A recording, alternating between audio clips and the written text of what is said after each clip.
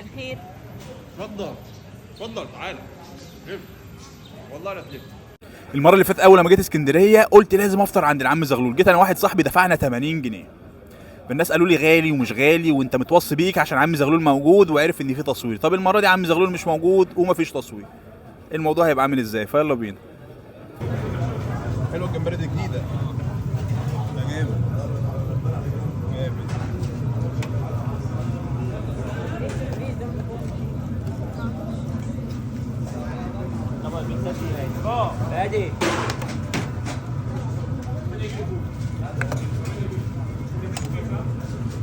هنجرب عم زغلول المره الثانيه بعد سنتين. قبل كده كان ب 80 زي ما قلت لكم، دلوقتي بقى ب 150. بس انا طلبت قال لي في 150 وفي 110 على حسب الكميه اللي بنحطها لك في السيرفيس. قلت له يا باشا خليني في 110. المره اللي فاتت كان عم زغلول موجود، كان نازل لي عيش سخن على القلاجه، فواضح كده فعلا ان هو كان وصايه. ده العيش بتاع المره دي. انا هحط لكم صوره العيش المره اللي فاتت، كان عيش حجم رهيب جاي سخن مولع نار. عم زغلول بنفسه اللي كان موجود. المره دي عم زغلول مش موجود. في الفيديو اللي فات ناس كتير دخلت قالت لي هو مظبطك عشان التصوير، فالنهارده هو مش موجود وفعلا الدنيا مختلفه سيكا. فتعالى تعالى نخش كده على الفول. فول بالطحينه، بسم الله. ودي اجمل لحظه انا بحبها.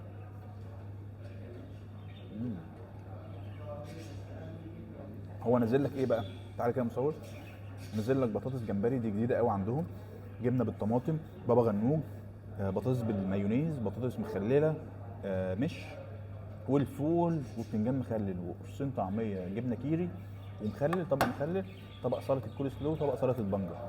ده المفروض ب 110 جنيه. انا طلبت اللي هو ب 110 لان انا والمصور هنلف في اسكندريه وقلت لكم الموضوع كبير كبير خالص.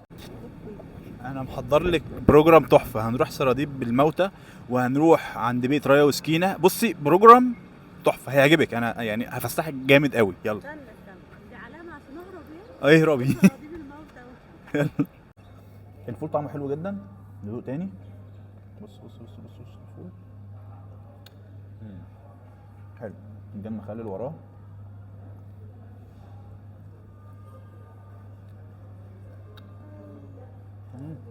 حلو قوي. تعال شوف الطعميه قبل ما تبرد. قرص طعميه محترم بصراحه، بس واضح ان هو طالع بقاله كتير وبارد. بص يا مصور، ركز كده يا مصور. بص يا مصور، بص يا مصور، بص يا مصور، بص يا مصور، بص.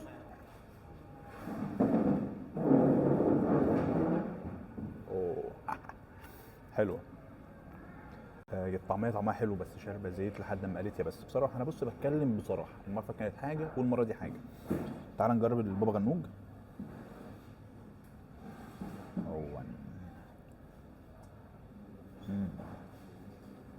حلو، بس اللي انا بعمله احلى في البيت. تحفه. بطاطس الجمبري اهي.